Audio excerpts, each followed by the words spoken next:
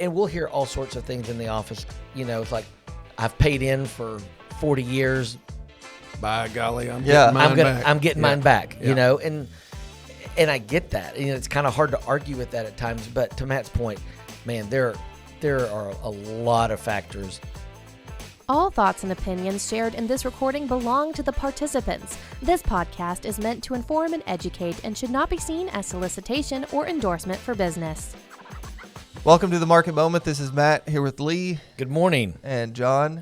What's up? And as funny as we were prepping for today, Do we call it prep? it's like, I don't know. As we were just, talking through what we wanted to talk about, it's like there's so much going on, but it's all, all feels so much the same as it's been. So it's just hard to like. Rinse and repeat. Yeah, exactly. I don't know. So it's like so many different things that we could talk about, but Oil, Fed, war. Yeah. It feels hard. Like it feels hard to find something like fresh and new. Yeah. But that's So we're going to talk about Social Security. well, to your point, that's kind of our business.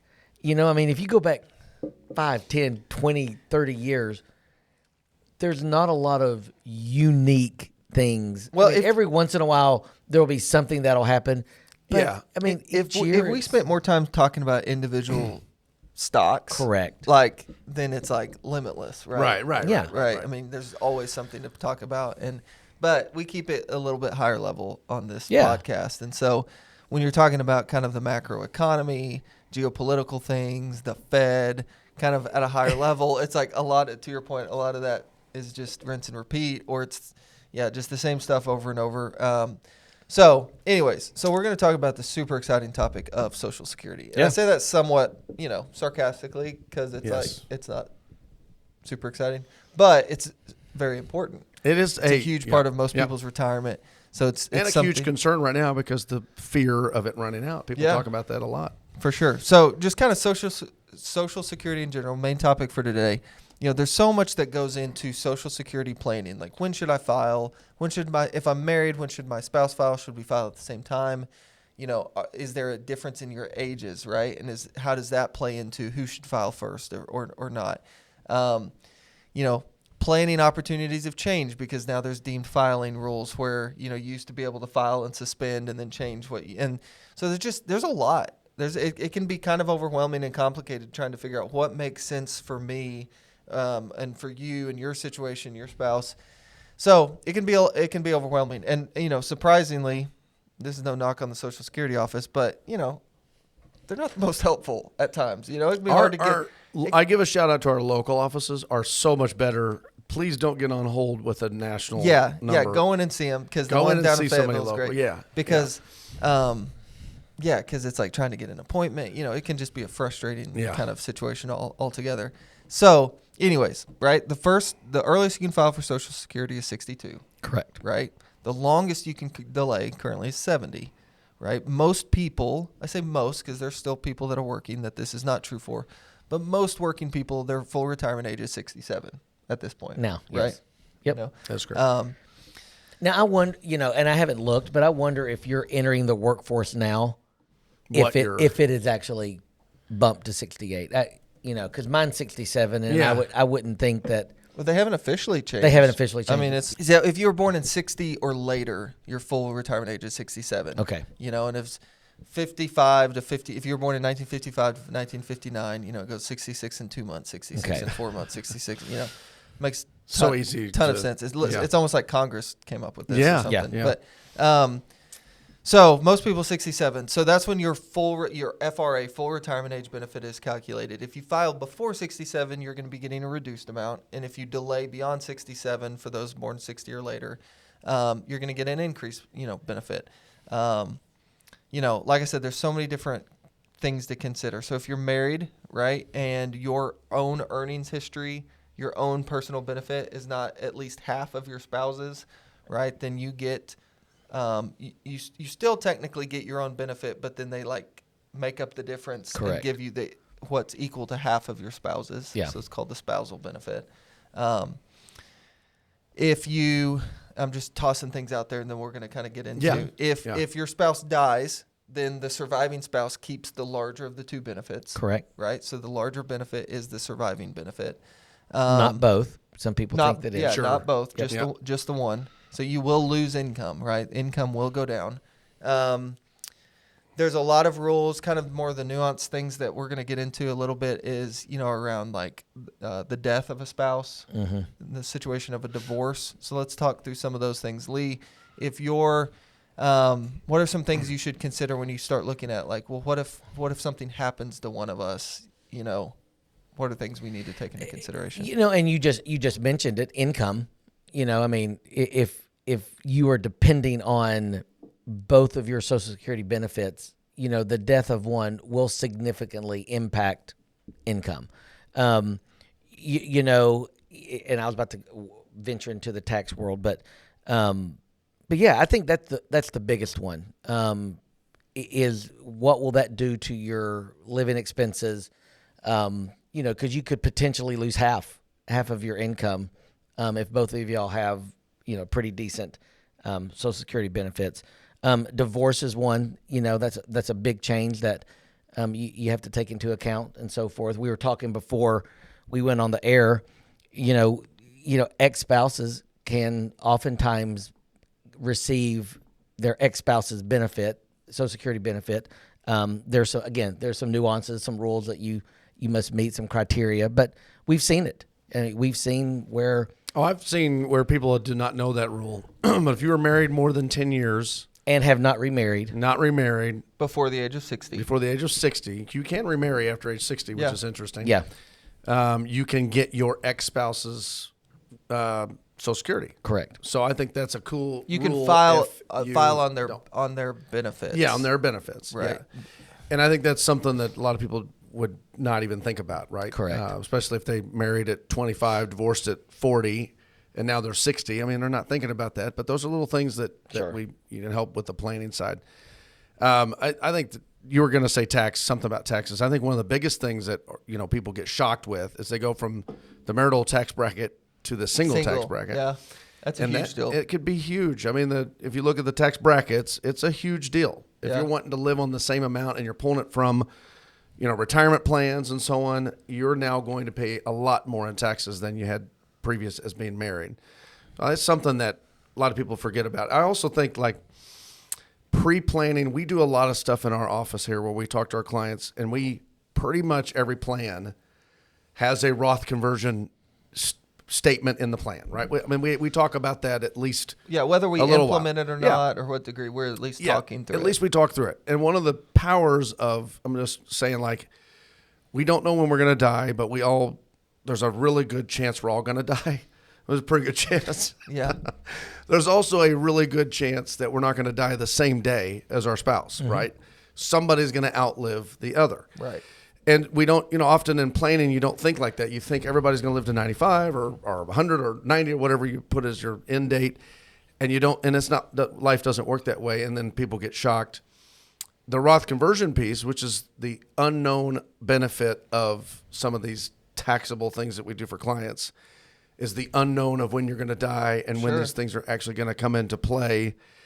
So when you're doing financial planning, it's not black and white because we don't know I think everything. what you're getting at is like tax planning gets so much more difficult if you go from joint filing to single. And you can help make that easier with proper planning younger. And so we often get asked the question of like, when should I start Social Security? Right. And there's so much information that you have to have. One, you never know exactly when you should start unless you do know when you're going to pass away and all that. Right. And there's some, advisor jokes around that, but like you're never going to know perfectly, but you can make the best educated decision possible, but you have to have a lot of information, right? You really need to talk about what's your health, like what's your history. I mean, if you make it to 85, is that like expected, or is that like there's no chance because of my family history, my personal health history? It's like that needs to have a huge and I would say, if you line 10 advisors up, you'd probably get 10 different answers on this question.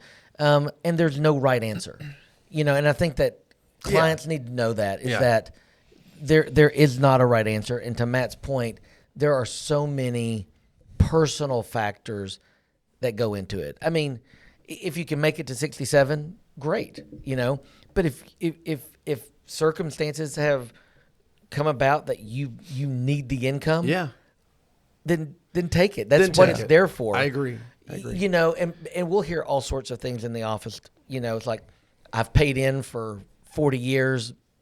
By golly, I'm getting mine back. I'm getting mine back, and I get that. It's kind of hard to argue with that at times. But to Matt's point, man, there are a lot of factors. I mean, how much money you have, where that money's at, what kind of growth are you getting on that money? Correct. I mean, like, you could just kind of keep going down the list of like every one of these, variables could potentially change your decision on.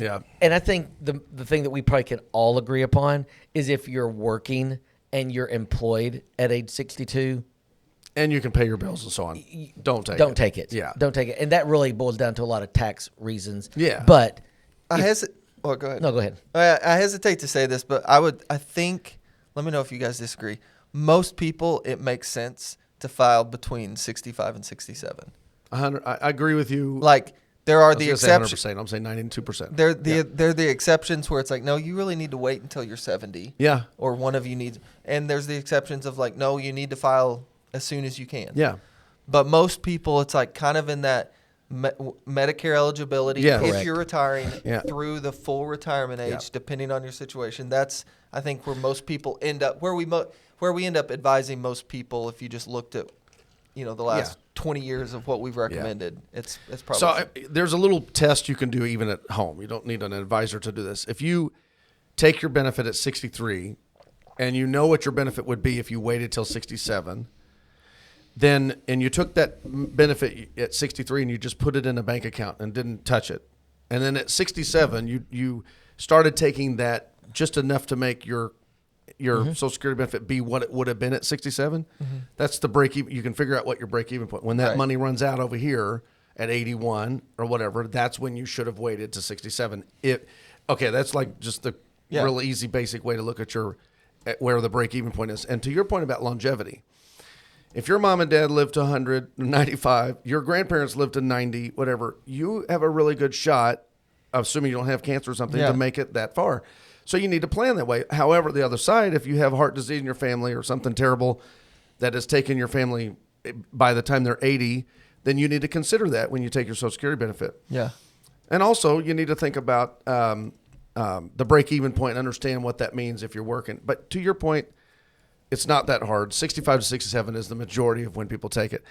One emotional thing people come in and say, they're worried about Social Security running out, and they're worried about it falling off, so they're going to take the Social Security immediately so that they get it while they can. Yeah, I think people people assume like there's going to be a, hey, if you've already started Social Security, you're gonna be okay. You won't be affected, and that, I mean, dude, I have no idea, right? I mean, I would think if they do, it would be more based off of if you were born after a certain date, just because that's historically how they've handled these things, not. Hey, if you happen, I mean, can you imagine the mass rush if that was like of people trying to start as if they said, next month we're gonna if a report came out and said, hey, they're gonna make it, like if you've already started, it's just I don't think that's the most practical. I went to a conference with Eli a couple years ago now, and it was a tax conference, and one of the speakers was talking specifically about Social Security, about what little things we could do to extend it for 100 more years or 200 more years. And the solutions were all really simple. And all I took from that is Congress, both left and right, I think they use this as a political football. They use it to scare people. They use it to, if you don't vote for our side, the other side's going to cancel your Social Security benefit. That is the biggest kind of misconception, fear being driven out there. I do believe they will find a way to maneuver it out 100 more years, and I don't think it's hard to do that. Yeah, and I think it's a political football that they're going to use forever, and they've used it forever. This is why this is why I like the idea. A month or so ago, we talked about the Trump administration talking about the Australian retirement system, which is kind of like privatizing Social Security to an extent, right? You're being less dependent on the Social Security and more on like an investment, account in the individual's name. Huge fan of that, for the most part, just for the simple fact that, like, to your point, like, it's not leverage that can be used politically, right? Yeah. Like, it's not, the government's not in control of. And we could put another strip on the barbie. Yeah. You have to speak Australian if you want to go that way. So Sorry. anyway, so that was like 10 or 15 minutes of rambling about Social Security. But I think the takeaway is it can be fairly complicated. Like, walk through, write down either have an advisor, come talk to us, come talk to a good advisor, someone who's experienced in the planning side of, putting together Social Security recommendations, and take everything into consideration, and just know you're not going to get it perfectly right. You just try to get as close as possible. The saying that when you said something a second ago that I just came up with the phrase, no, it's not unique to me, but it's not, one size does not fit all. Yeah. I mean, it is not. Yeah, that's been around for a while. No, but I'm just saying, when you said that, that was the thing that popped into my head, was that it's so unique to every person that walks through the door. Their needs are different. Their income needs are different. I mean, just have a conversation, because it is a big part of most Americans' retirement. Yeah, and if your previous spouse made a ton of money and you get divorced right before 60, don't immediately get remarried. There are planning things. I mean, literally things. Divorce. I've had clients come in that have gone through divorces, and it's a shame and sad, and it happens a lot. And I think a lot of people I have met that have gone through divorces don't have. They're very fear. They have a lot of fear that everything's not going to work for them. And when we do planning, we find out, no, it's okay. Like, I've had many, I don't know how many times I can tell you how many times I've had, and it's usually, and I'm not trying to say it's man or woman, but normally it's the wife that comes in to see me that is totally afraid that everything is lost. And then when we go through the planning, I don't know of any case that I've had that we haven't been able to figure out and make it work. And I think people live in fear. Come see us, right? I mean, let us help you through that, because there's so many benefits and things you can do that you may not even know about, that your divorce attorney is not going to tell you about because they don't know about. Sure. But just make sure you do good planning. If something life-changing like that happens, it's good to come see us. Yeah. Okay, so we're going to make the pivot of all pivots real quick before we wrap up for today.